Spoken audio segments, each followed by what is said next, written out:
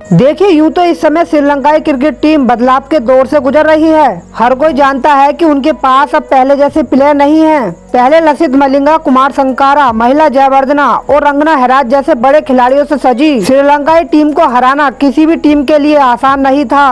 पर आज के समय में बड़ी टीमें श्रीलंकाई दौरे के लिए अपनी बी टीमें भेजती हैं, जिससे ये पता चलता है कि श्रीलंकाई क्रिकेट टीम की परफॉर्मेंस कितनी डाउन हो चुकी है। लेकिन एक समय ऐसा भी था जब श्रीलंका बड़ी से बड़ी टीम को आसानी से धूल चटा देती थी। आज हम इंडिया और श्रीलंका के बीच हुए एक जबरदस्त T20 मुकाबले की स्टोरी लेकर आए हैं। तो चलिए बिना किसी विलंब के हम आपको उस मैच की कहानी से रूबरू कराते हैं। तो ये बात है जनवरी 2020 की, जब श्रीलंका 3 T20 मैचों की सीरीज खेलने के लिए भारत आया था। यह सीरीज का डिसाइडर मुकाबला था जो MCA स्टेडियम पुणे में खेला जाना था, जहां श्रीलंकाई कैप्टन लसिथ मलिंगा ने टॉस जीतकर पहले फील्डिंग करने का फैसला किया। इस मैच में रोहित शर्मा अवेलेबल नहीं थे, जिस वजह से राहुल के साथ शिखर धवन ओपनिंग पर उतरे, जबकि श्रीलंका की पारी का पहला ओवर लेकर आए कप्तान लसिथ मलिंगा, जिन्होंने पहली बॉल सटीक ठिकाने पर डालकर ओवर की पॉजिटिव शुरुआत की। पर ओवर की अंतिम बॉल पर राहुल ने वेलकम बाउंड्री मार अपने इरादे साफ कर दिए और अगले ओवर में शिखर धवन ने भी अनकंफर्टेबल चौका मार अपनी इनिंग की पॉजिटिव शुरुआत करी। फिर थोड़ा समय लेने के बाद दोनों बल्लेबाजों ने अटैकिंग माइंडसेट से खेलना शुरू कर दिया। देखते ही देखते ये पार्टनरशिप तेजी से बिल्ड होने लगी। दोनों छोरों से बैक टू बैक बाउंड्री आ रही थी, जिसका नतीजा ये रहा कि भारत ने पावर प्ले में बिना किसी नुकसान के 63 रन स्कोर बोर्ड पर लगा दिए। इसके बाद धवन ने पहले हसरंगा को एक स्मैश 6 जड़ और फिर सिंगल लेकर 34 बॉल पर न सिर्फ अपना 50 पूरा किया, बल्कि रोहित शर्मा की कमी भी महसूस नहीं होने दी। लेकिन अर्धशतक के बाद अपनी पारी को रफ्तार देने के प्रयास में धवन गुनाथिलका को कैच थमा बैठे और यहाँ पर उनकी 36 बॉल में 52 रन की पारी का एंड हो गया। धवन के आउट होने के बाद भारत का स्कोर था 10.5 ओवर 1 विकेट और 97 रन। और अब राहुल का साथ देने आए संजू सैमसन, जिन्होंने ओवर की अंतिम बॉल पर 6 मार अपनी पारी की धमाकेदार शुरुआत करी। पर अगले ओवर में हसरंगा ने उन्हें LBW कर पवेलियन भेज दिया। हालांकि सैमसन रिव्यू के लिए गए, लेकिन उन्हें रिव्यू भी गंवाना पड़ा। इसके बाद राहुल और मनीष पांडे ने मिलकर भारतीय पारी को आगे बढ़ाया। इसी दौरान राहुल ने 13वें ओवर की पहली बॉल पर 2 रन लेकर अपनी हाफ सेंचुरी भी पूरी कर ली और फिर अगली बॉल पर चौका जड़ पारी को स्पीड देने की कोशिश की, लेकिन तीसरी बॉल को भी लाइन क्रॉस करके बड़ा शॉट खेलने के लिए चले गए और जब तक रेड जोन से ग्रीन जोन में आ पाते तब तक परेरा ने उनकी गिल्लियां उड़ा दी। इस तरह राहुल की भी 36 बॉल में 54 रन की शानदार पारी समाप्त हो गई। इससे पहले कि भारत इस विकेट से उभर पाता कि उसी ओवर में संदाकना ने श्रेयस अय्यर को भी कॉटन बॉल कर एक ही ओवर में भारत को 2 बड़े झटके दिए। भारत 13 ओवर में 122 रन पर अपने 4 विकेट गंवा चुका था। इसके बाद मनीष पांडे और कोहली ने मिलकर लूज हो चुके भारतीय मोमेंटम को रिवाइव करना शुरू किया। दोनों बल्लेबाजों ने पार्टनरशिप बिल्ड करने के प्रयास में थोड़ा समय लिया और जैसे ही आंखें जमी वैसे ही दोनों छोरों से बाउंड्री आने लगी।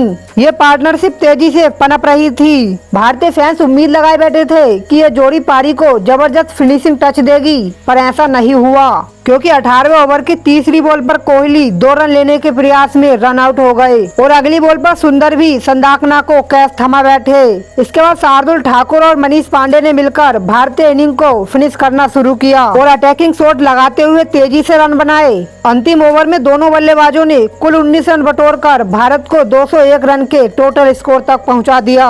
अगर श्रीलंका को इस डिसाइडर मुकाबले को जीतना था तो 20 ओवर में 202 रन बनाने थे, जो भारत की क्वालिटी बॉलिंग अटैक के सामने बनाने एक मुश्किल काम था। पर श्रीलंका को हल्के में आंकना भारत को महंगा पड़ सकता था, क्योंकि श्रीलंका भी बिना लड़े हार मानने वाला नहीं था। अब श्रीलंका की बारी थी। गुनाथिलका और अविष्का फर्नांडो श्रीलंकाई पारी की शुरुआत करने उतरे और एक अच्छी शुरुआत की तलाश में उतरी श्रीलंकाई टीम का स्कोर अभी सिर्फ 5 रन ही हुआ था कि तभी बुमराह ने गुनाथिलका को सुंदर के हाथों कैच करा, भारत को अर्ली ब्रेक थ्रू दिलवाया। इसके बाद दूसरा ओवर लेकर आए शार्दुल ठाकुर, जिनकी पहली ही बॉल फर्नांडो ने स्टैंड में डिपॉजिट कर उनका अच्छे से स्वागत किया, पर शार्दुल ने उन्हें अगली बॉल पर अय्यर के हाथों कैच करा। ईंट का जवाब पत्थर से दिया। इसके बाद चौथे ओवर में बुमराह की जोरदार अपील को एम्पायर ने ठुकरा दिया, लेकिन मनीष पांडे ने ओसाडा फर्नांडो को कंफर्टेबली रन आउट कर श्रीलंका के 15 रन पर 3 विकेट गिरा दिए। भारत पूरी तरह गेम में पकड़ बना चुका था और आसानी से जीत की तरफ बढ़ रहा था। इसके बाद परेरा और मैथ्यूज ने मिलकर कुछ बाउंड्री मार श्रीलंका की लड़खड़ाती पारी को संभालने की कोशिश की, पर 5वें ओवर की लास्ट बॉल पर नवदीप सैनी ने यॉर्कर से परेरा को बोल्ड मार 26 रन के कुल स्कोर पर श्रीलंका के 4 बल्लेबाजों को पवेलियन पहुंचा दिया।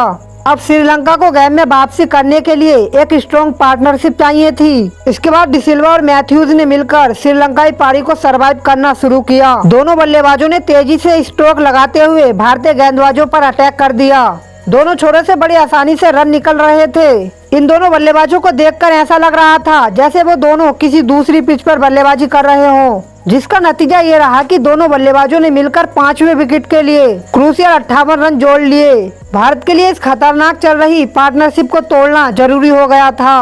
तभी 12वें ओवर की सेकंड लास्ट बॉल पर सुंदर ने मैथ्यूज को मनीष के हाथों कैच करा। आखिरकार इस पार्टनरशिप को तोड़ ही दिया। इसके बाद 14वें ओवर में शार्दुल ने पहले सनाका को चलता किया और फिर 5वीं बॉल पर चहल ने डायरेक्ट थ्रो से हसरंगा को रन आउट कर श्रीलंका को दोहरा झटका दिया। श्रीलंका ने 113 रन पर 7 विकेट गंवा दिए थे, पर एक छोर पर डिसिल्वा अभी भी खड़े हुए थे और 15वें ओवर में उन्होंने 2 रन लेकर अपनी हाफ सेंचुरी भी पूरी कर ली। पर उसी ओवर में सुंदर ने संदाकना को स्टंपिंग करा, श्रीलंका को एक और झटका दिया।